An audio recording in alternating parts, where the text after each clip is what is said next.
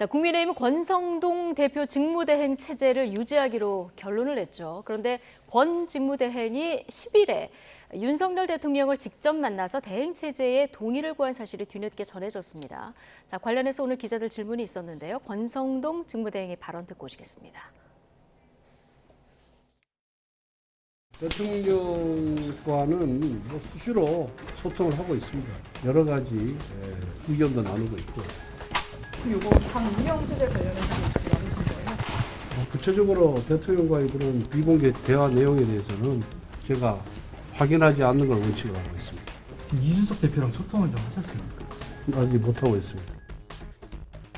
네.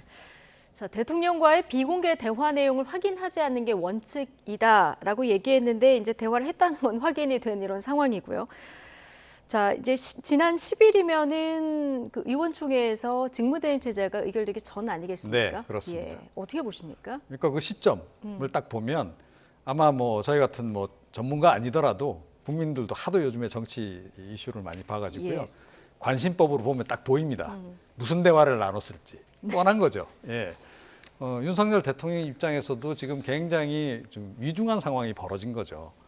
그러니까 여당의 지금 당 대표가 윤리위 징계를 받는 최초의 그런 사례가 지금 벌어진 그렇죠. 거예요. 예. 예, 이 상황 그냥 넘어갈 수 없는 거죠. 이게 당의 이제 뭐 정당 지지율에도 영향을 미치겠지만 본인의 국정 수행 지지율에도 영향을 미칠 수밖에 없기 때문에 대통령 입장에서 그런 거고 또 어찌됐건 당분간 이제 당을 책임져야 될 상황에 놓여 있는 권성동 원내대표 입장에서도 이거를 뭐 당정 협의 뭐 적어도 최소한의 협의는 좀 해야 되는 거 아니에요, 그죠? 그리고 당에서 어떻게 정리하려고 한다라는 것을 적어도 이제 뭐 대통령실에는 알려야 되는 거죠. 뭐 통상적인 사안 같으면 이제 정무수석하고 뭐 얘기를 나눠도 예. 되는데 이번 같은 경우는 굉장히 이례적인 사안이란 말이에요. 이렇기 때문에 이거는 직접 대통령하고 이 얘기를 하지 않으면 안 된다라고 생각을 아마 했을 겁니다. 정무수석이 국회로 오기도 사실 하긴 했었는데요. 예, 그래도 어찌됐건 그 사안의 중대성을 예. 생각을 하면 대통령과 직접 뭐 일단 최종적으로 뭔가 이렇게 컨펌하는 과정들이 좀 필요했을 것이다. 예. 이렇게 생각을 합니다. 자, 10일에 만났다고 하면은 직무대행 체제로 간다는 것에는 윤심이 좀 반영됐다.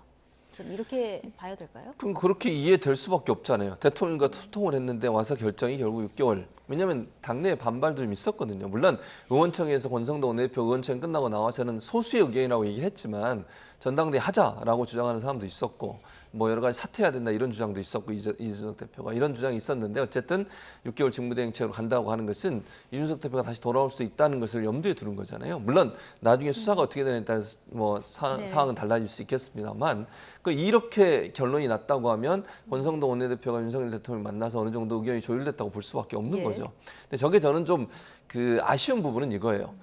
저는 소통할 수 있다고 보지만 저게 공개되고 둘이 있는 사진이 공개되고 이런 부분은 저는 부적절하다고 생각해요. 그럼 대통령이 그럼 국민의힘은 대통령에 의해서 다 움직여지는 걸로 보이잖아요. 네. 때때로 당이 대통령인데 쓴소리도 하고 잘못된 부분이 있으면 바로잡으려고 하고 이런 균형과 견제가 있어야 되거든요. 근데 뭐 대통령의 당으로 전락한 거 아니냐 이런 비판을 피할 수가 없어요. 네. 그래서 저거는 그냥 비밀리 해야 돼요. 공개하지 말고 그 소통할 수 있지만 그 소통의 내용이 공개돼가지고 국민들 볼 때 대통령이 모든 걸 다 좌지우지하는 이런 상황으로 비춰지는 것은 대단히 부적절하다고 저는 봅니다. 예. 어쨌든 직무대행 체제로 결론을 낸 거는 변수가 없다면 이준석 당대표가 6개월 뒤에 이제 돌아올 수 있는 어떤 이런 길이 되기도 한 건데 권성동 직무대행 오늘 혁신위 4차 회의에도 참석을 했습니다. 이 혁신위는 이준석 대표가 띄운 건데 이건 좀 이준석 대표 달래기 행보라고 봐도 될까요? 그렇게 봐야 되죠. 네. 그러니까 당의 상황에 좀 개의치 말고 계속 활동해달라고 이제 요청한 그런 내용도 좀 있습니다. 이제 그런 부분이 있고, 그러니까 이준석 대표에게 권성동 원내대표가 사실 제안한 게 하나 있죠. 그러니까 윤리위 이제 결정 관련해서 이준석 대표가 이제 강력 반발할 것은 이제 뻔한 상황이기 때문에 약간 달래기용으로 전 카드를 던졌다라고 좀 생각은 하는데 6개월 뒤에 당원권 정지 이제 끝나고 나면 다시 당 대표로 돌아올 수 있다라고 하는 그 카드를 이제 미리 던진 거죠. 이제 그래서 이제 이준석 대표를 약간 달래는 이제 그런 카드로 좀 활용한 그런 측면이 있고. 그와 동시에 사실은 이 권한 대행 체제로 가는 게 본인에게도 정치적으로는 유리해요. 그러니까 지금 본인이 제가 보건대는 차기 직무대행 전당대회 체제로 때 가는, 예. 당대표 도전 의사가 좀 있는 것으로 보이거든요. 그럼 최대한 본인 이제 권한대행 체제를 이제 길게 끌고 가서 직무대행 체제를 예, 쭉 직무대행 가져와서, 체제를 예. 이제 계속 끌고 가서 사실은 이제 차기 전당대회를 이준석 대표 임기 6개월 미만 남았을 때 전당대회를 치르는 게 더 좋습니다. 네.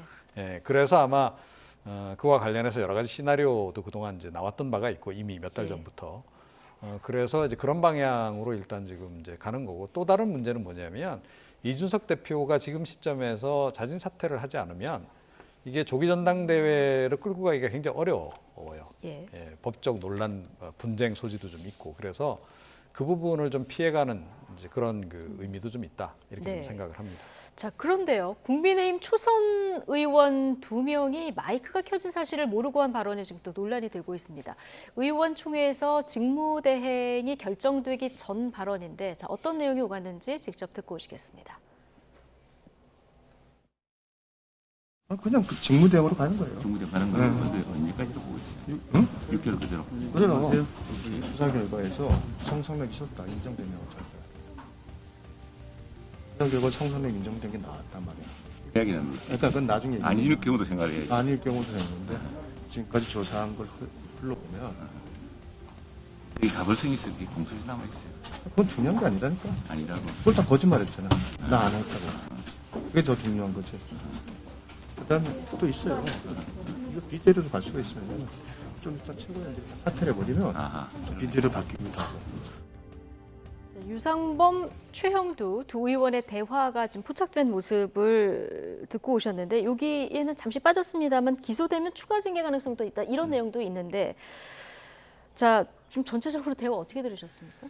뭐 좀 답답하네요. 어쨌든 대화를 들으면서 느낀 생각은 이런 거예요. 결국은 국민의힘 의원들 같은 경우는 차기에 그럼 누가 당권을 잡을 거냐 여기에 관심이 있는 것 같아요. 그러니까 내용들을 쭉 들어보면 이게 이렇게 됐을 때 다음 스케줄은 어떻게 될까? 예. 전당대회는 언제 열리게 될까? 전당대회 열리게 되면 열릴 가능성은 어느 정도 있을까? 이런 부분들을 쭉 얘기하고 있는 거잖아요. 물론 그게 이준석 대표의 어떤 사태나 아니면 이준석 대표가 정말 경찰에서 어떤 결과의 수사 결과가 나오느냐에 따라서 어떤 상황이 될까 하는 부분들을 상정해서 얘기하는 거잖아요. 근데 그게 아까 이 의원도 말씀하셨지만 기본적으로 다음 당권을 노리는 사람들 입장에서는 상당히 민감한 사안이거든요. 6개월 이내냐, 6개월이 더 남아 있느냐 이 문제가 당권에 도전할 거냐 말 거냐를 결정하는 중요한 요소가 될 수 있을 것이고요. 이거는 사실 윤핵관 내부에서도 경쟁이 있는 부분이에요. 예. 그러다 보니까 관심사가 오직 거기에 가 있어요. 그러니까 당의 문제를 수습하려는 것보다는 어찌 보면 본인들의 차후에 누가 당권을 잡고 그 당권에서 본인이 어느 곳에 갔을 때도 유리하고 이런 부분으로 생각하는 게 아닌가 하는 우려가 예. 돼서